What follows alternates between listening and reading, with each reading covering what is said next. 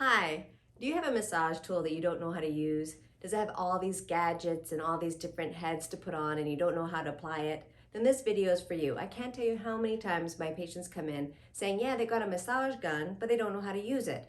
So finally, one of my patients, when she said this, I said, well, bring it in. And she did. Full disclosure, I'm not endorsing this particular brand. It just happens to be the brand she brought in. And I had a bunch of different heads on it, so it's a good one to use for this video. So this is what her particular massage gun looks like. Now each massage gun is going to have different ways of applying the head to the mechanism. This one is very simple, you just plug it in really firm.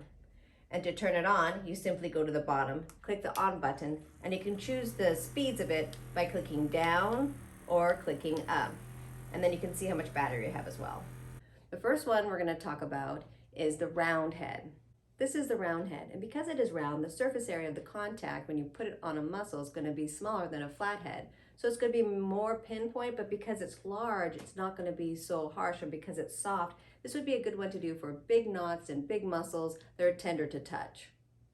This is a rounded hexagon, and it has a smaller surface area. You can use this one to more accurately pinpoint those tender areas on a muscle, but it's still good for the tender muscles because it's soft.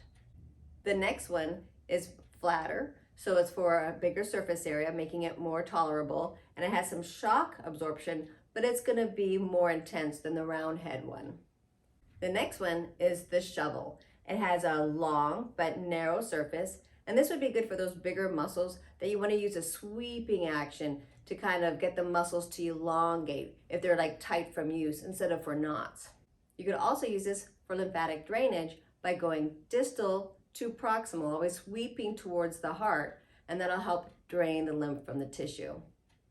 This is a bullet. It has a smaller surface area. It's still soft, so this would be good for smaller areas that are tender to touch.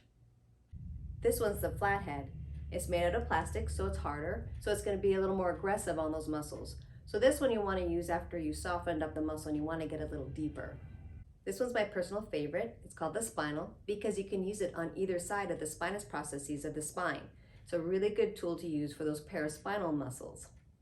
This particular massage gun comes with 3 metal attachments. And what's nice about metal attachments is you can put oil or massage cream or lotion on the skin and use these attachments directly on the skin. And then that way you can really get deeper into the muscle. This one's called the metal cone, and it's really good for getting in between bony areas like your forearm. This one's the metal bullet. It's really good for getting into those knots. And the metal flathead can also be used on knots in a more general way. How I would use these 3 attachments is start with the flathead to soften the muscle, use the bullet on the knots, and then use the cone if I needed to get in between bony areas. I hope this has been helpful, and if you have any questions, feel free to post them in the comments below. And if you want to keep notified of future health tips, please subscribe. And until next time, stay well.